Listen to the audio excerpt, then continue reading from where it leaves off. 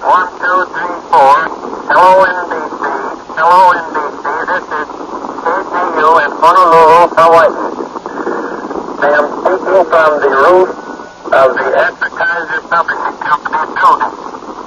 We have witnessed this morning the distant view, a brief battle off Pearl Harbor, and a severe bombing of Pearl Harbor by enemy planes, undoubtedly Japanese.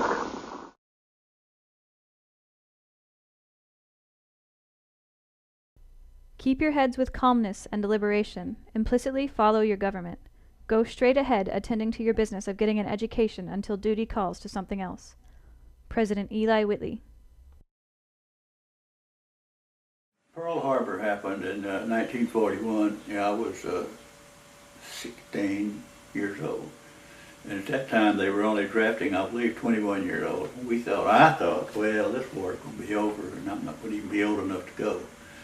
Of course, the draft age came down and my age went up, and then it became evident that we were going to the service, and to be honest with you, we were all ready to go at that time.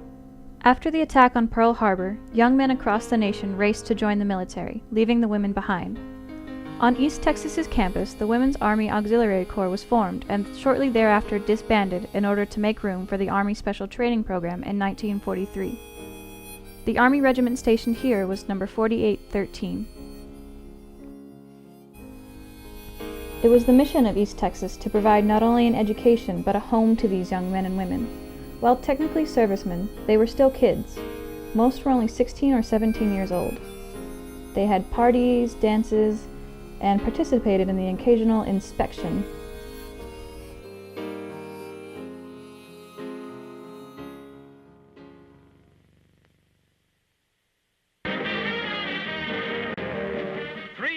Texas bells on the biggest blind date on record. They're paired off with young flyers from Brooksfield for a day of fun and frolic. No, you can't pick your date out. It's all done by lot, and they have a lot of fun.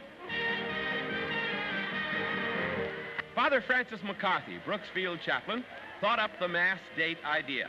It gives the flyers a chance to do a few stunts on the ground for a change. Say, flying's tame compared to this. You've got to be good to earn your stripes in this business.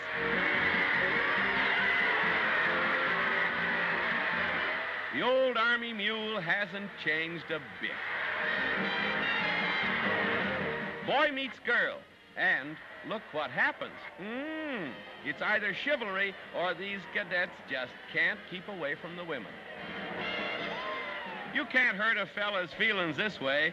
Boy, give a guy enough rope and he'll get himself a gal. When their education was completed, soldiers relocated to Paris, Texas, to Camp Maxey in order to receive further military training.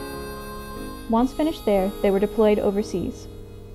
While the ASTP did not remain as one unit, many stayed together as engineers in other platoons. Some of these men were captured and held as prisoners of war.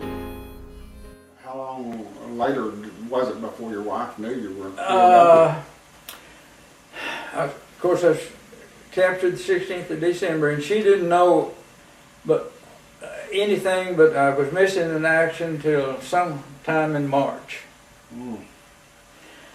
Sometime in March, the Germans had us to fill out a little old card, and we could mail two of them. And I mailed one to my mother and daddy, and one to her. And all I could do was sign my name to it, but it said something about being a prisoner of war on there. And either she got the card, or my mother and daddy got the card. And that's how they knew I was still alive. 76 young men of the 4813 perished in the Second World War. In 1950, Memorial Stadium was built to honor their sacrifice and remind those of us who came after that East Texas was a university of heroes.